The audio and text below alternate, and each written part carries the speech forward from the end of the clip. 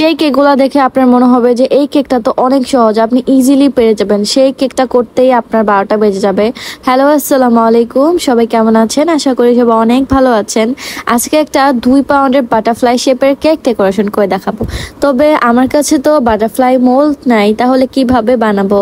আমি আসলে butterfly mould কিনে নেই। এই টাইপের হ্যাক জানা থাকলে কি বাটারফ্লাই মোল্ডের দরকার পড়ে? তো আমি রাউন্ড শেপের কেকটাকেই ক্রাম কোট করে নিতেছিলাম। তো কেকটা ছিল 2 পাউন্ড ওজনের। আমাদের পেজের প্রিমিয়াম চকলেট কেকটাই কিন্তু দেওয়া হয়েছে এখানে। আর কেকের স্পঞ্জটা ছিল একটু ময়েস্ট টাইপের। তারপর আমি রাউন্ড শেপ করে মাঝখান থেকে কেটে নিচ্ছি। এটাই হতেছে বাটারফ্লাই শেপের নিয়ম। মাঝখান থেকে কেটে নিয়ে 2 পাশটা উল্টো করে বসাই দিতে হবে। আমি তখনও শিওর ছিলাম না যে আসলে কিভাবে বসাবো, কোন অ্যাঙ্গেলে বসাবো। তো আমি অনেক নার্ভাস ছিলাম। রেফারেন্স পিকচার দেখে আমি সাইডের অংশটুকু কেটে নিতেছিলাম, যেহেতু বাটারফ্লাই শেপ করতে হবে তার জন্য। তবে আমার মনে হইতেছিল যে আমি না রেফারেন্স পিকচারের মতো করতে পারতেছি না। অনেক বেশি নার্ভাস হয়ে গেছিলাম যে কি করব, কারণ আমার কাছে রেফারেন্স পিকচারটা 3-4 পাউন্ডের ছিল। আমি তো ছোট বানাইতেছি 2 পাউন্ড, যার কারণে আমার কাছে মনে হইতেছিল আমার কেকটা অনেক ছোট হয়ে যেতেছে। এই যে পরে মেপে দেখলাম যে না, 100 গ্রাম বেশি হয়ে গেছে। আমরা কেক বানালে 100 গ্রাম বেশি হয়েই যায়, যতই চিন্তা করি যে একটু একবারে লেবেল বানাবো, বাট হয় না।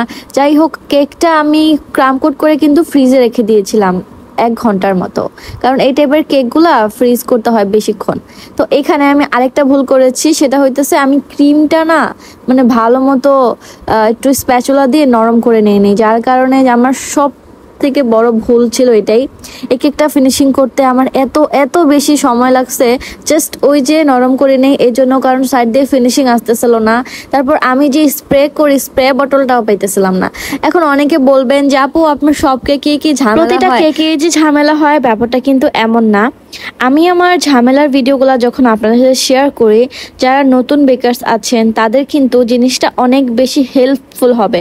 ধরেন এই যে আমার এই কেকটা বানাতে যে প্রবলেমগুলো ফেস হয়েছে, এই সেম কেকটা বা এই টাইপের অর্ডার যখন আপনার আসবে তখন কিন্তু আপনি আগেই সতর্ক হয়ে যাবেন, কারণ ওই যে আমার কি প্রবলেম ফেস হয়েছে এটা আপনি আগেই দেখে ফেলেছেন, যার কারণে ওই জিনিসগুলো আপনি করবেন না। আমি যদি বলি আপনাদের কেক বানানো অনেক সহজ, আমার কেক বানাইতে সময় লাগে না, কোনো ঝামেলা হয় না, অনেক সহজে কেক বানায় ফেলি, তখন দেখা যাবে অনেক আপুরা আমার কথা বিশ্বাস করে তারা কিন্তু রিস্ক নিয়ে নেবে যে কেক বানানো সহজ।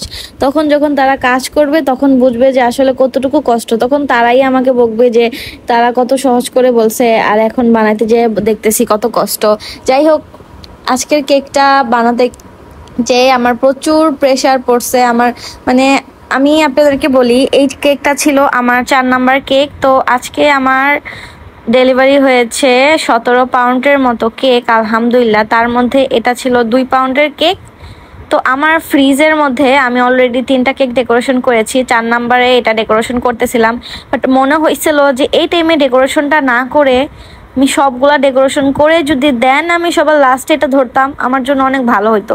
কারণ এই কেকটা নর্মালি ওইগুলার থেকে একটু বেশি সময় লাগছে। আমার এনার্জি লেভেল পুরাই 0 হয়ে যেতেছিল, কারণ সারাটা দিন দাঁড়ায় দাঁড়ায় কাজ করছি। এখন রাত বাজে 2টা বাজে আমি বাটারফ্লাই কেক করতেছি। যখন দেখতেছি যে হইতেছে না, মানে অনেক প্রবলেম আসতেছে, তখন মানে আমি আশা ছাইড়া দিতেছি যে আমি সকালে কাজ করব। বাট সকালবেলা কিভাবে করব, আমার 9টায় আবার ডেলিভারি দিতে হবে। আজকের প্রতিটা কেকই মনে করেন সকালে ডেলিভারি ছিল, যার কারণে রাতের বেলা ফুল কমপ্লিট করে আমার ঘুমাইতে হবেই। তো আমার হাজবেন্ডকে আবার রাত 3টা বাজে বলছি যে তুমি ঘুমাইতে চলে যাও, কারণ সারাদিন তো তুমি ডেলিভারি দিবা, আমি বাকিটা সময় কাজ করি, কারণ আমি সারাদিন রেস্ট নিতে পারবো, বাট তুমি তো ডেলিভারি। তো দেখলেনি তো কেকটা করতে যে আমার কত প্রবলেম ফেস হয়েছে। তো এখন আমি কেকের মধ্যে পাপড়ির মতো দিয়ে দিতেছি। এটা আমি 2-4 নোজেল দিয়ে দিয়েছি, আর কিছু দিয়েছি প্যালেট নাইফ দিয়ে হোয়াইট। আর এটা হইতেছে যেটা নোট পিঙ্কের মধ্যে, এই নোট পিঙ্কটা আমি এনেছিলাম রেড আর একটু ব্ল্যাক কালার দিয়ে, খুবই সুন্দর কিন্তু কালারটা। এই তো আমার কেকের ফাইনাল লুক। যত কিছুই হোক সুন্দর, লাস্ট মোমেন্টে সুন্দর না হলে আমার অনেক খারাপ লাগে। তো আলহামদুলিল্লাহ আমার মন মতো হয়েছে। আপনাদের সবার কেমন লেগেছে অবশ্যই কমেন্ট করে জানাবেন। আল্লাহ হাফেজ।